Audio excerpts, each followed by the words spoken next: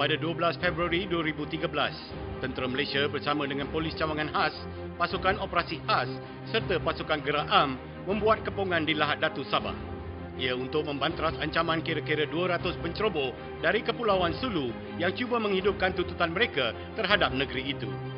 Ketika mereka bertempur mempertahankan tanah air, Naib Presiden PKR Nurul Izzah Anwar meremehkan peranan Pasukan Gerakan Am Polis dan Polis Cawangan Khas. Semua polis itu ramai, kebanyakan besar dihantar jadi polis hutan. General Operation Force untuk lawan komunis dulu. You do not need, okay? General Operation Force now. Komunis semua cimpeng pun tak beriman pada Malaysia.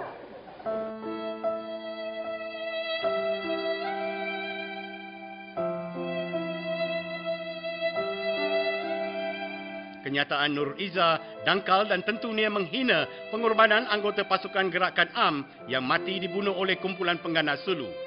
Selain Pasukan Gerakan Am, Nurul Izzah juga mengkritik Pasukan Cawangan Khas sebagai menjalankan kerja sia-sia.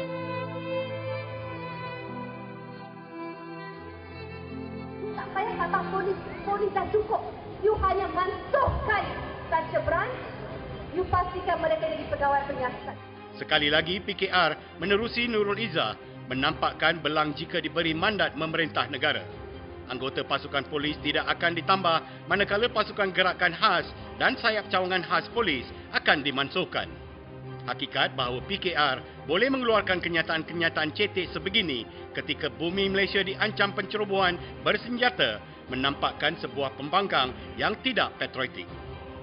Saya punya pandangan dalam hal yang seperti ini, hal berkaitan dengan kedaulatan negara dan keselamatan nasional, tidak wajar sama sekali mana-mana pihak mengambil kesempatan untuk mengolahnya dalam bentuk politik.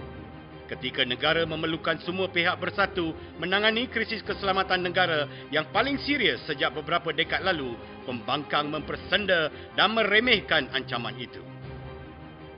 Malah PKR memperalatkan seorang bekas Panglima Tentera Darat untuk memperlekehkan kemampuan pasukan keselamatan.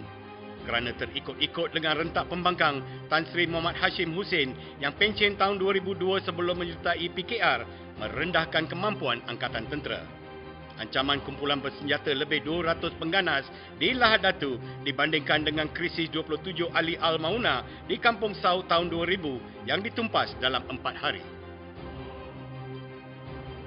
We actually managed to resolve the problem in 4 days.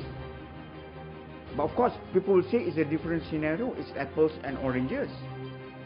But within 4 days, mind you, why? Because of this very clear command structure, a rapid deployment, clear orders. Kenyataan itu dibidas oleh Panglima yang mengendalikan operasi di Sau, Lieutenant General Bersara Datuk Seri Zaini Muhammad Said. Mungkin inilah sebabnya mereka berani datang. Sebab ada orang dan bekas-bekas jeneral dan pegawai sendiri katakan kita ni kurang kabut sikit, kita ni tak betul. Mungkin ada agenda personal peribadi mereka. Dia tahu sebenarnya kemampuan kita. Kemampuan kita sebenarnya kuat. Jadi jangan dipelekehkan oleh orang-orang yang sebenarnya ada niatnya lain. Selain Nurul Izzah dan Muhammad Hashim, seorang lagi Naib Presiden PKR Tian Chua melontar tuduhan kononnya pencerobohan di Lahad Datu adalah konspirasi terancang UMNO. Fitnah itu dibuat oleh Tian kepada portal rasmi PKR sendiri dan diulangi dalam ceramah-ceramah. Cerita ni pelik.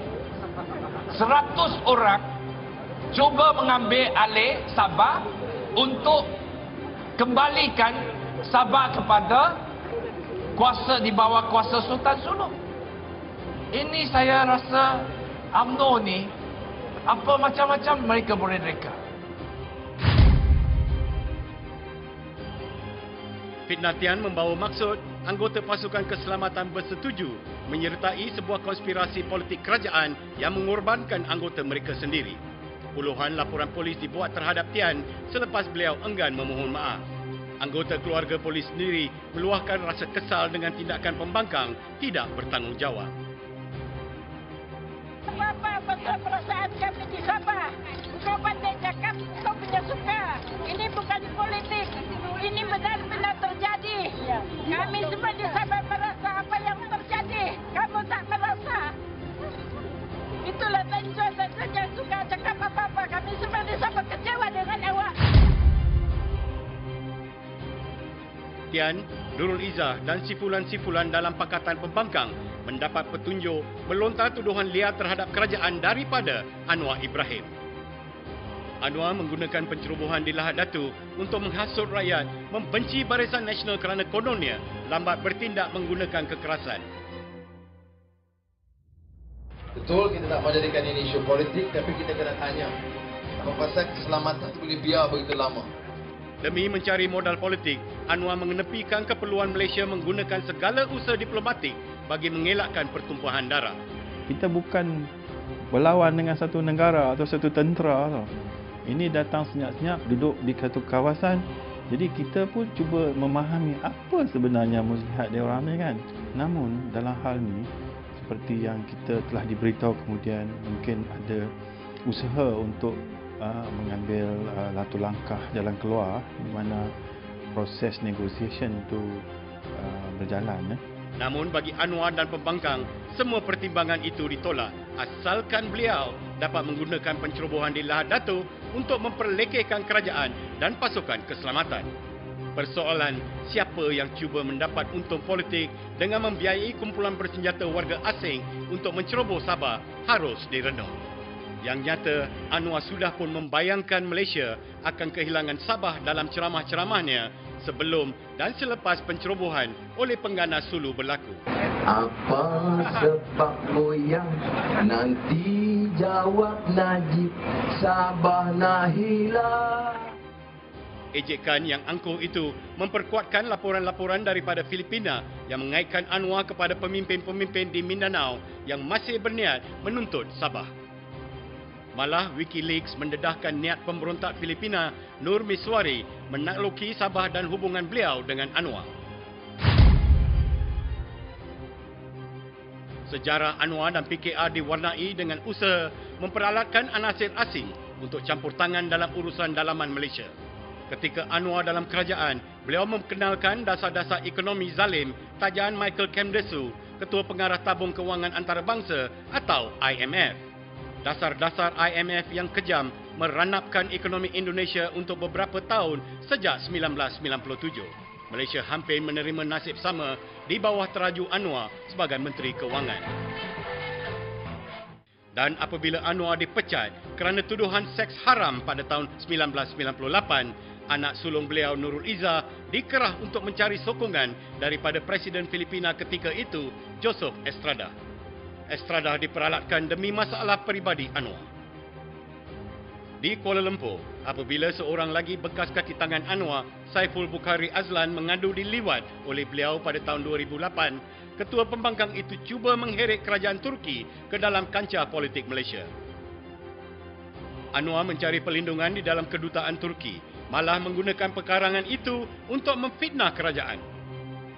Every time Anwar opens his mouth, you have to think very, very carefully.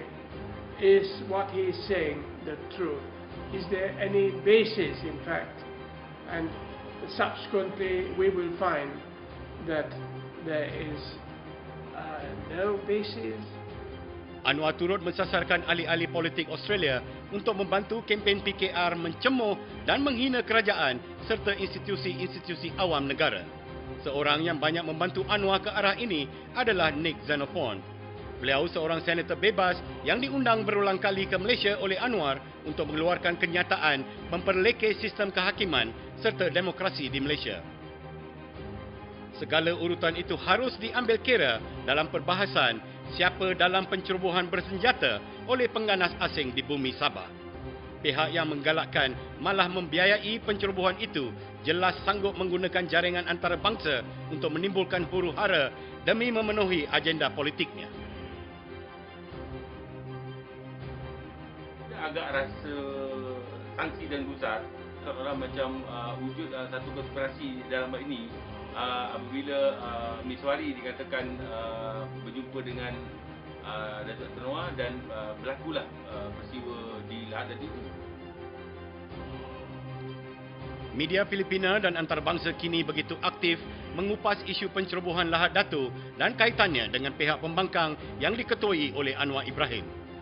Apabila Datuk Seri Anwar dalam kempen mereka mengatakan seolah bahawa Sabah akan hilang ini, dia seolah-olah macam in the word the confirmation tau, menunjukkan satu kepastian tau, macam pengabsahan terhadap satu perancangan yang dibuat. Paling mengejut ialah Anwar sanggup melayan saranan supaya pihak-pihak tertentu di Filipina berunding dengan kerajaan Malaysia untuk menuntut Sabah. Dalam kes tuntutan itu rundingan seperti biasa boleh diteruskan. Kenyataan Anwar ini adalah pendirian rasmi Pakatan Pembangkang. Justru ia menimbulkan persoalan mengenai nasib Sabah jika Pakatan Pembangkang diberi mandat memerintah Malaysia. Yang pasti ialah tidak ada keraguan sedemikian mengenai iltizam Kerajaan Barisan Nasional di atas isu yang sama. Dalam soal keselamatan dan kedaulatan Sabah, kerajaan akan melakukan apa saja untuk menjamin keamanan dan keselamatan serta kedaulatan negeri Sabah. Ketika pasukan keselamatan negara menyabung nyawa mendukung iltizam kerajaan membela kedaulatan Sabah, Anwar, anaknya Nurul Izzah dan Tian Chua menyemai rasa benci terhadap kerajaan dan memperlekeh prajurit negara. Patriotisme yang diharapkan, namun PKR dan sekutu-sekutunya dalam Pakatan Pembangkang hanya gairah mempolitikkan pengorbanan pasukan keselamatan demi memenangi pilihan raya.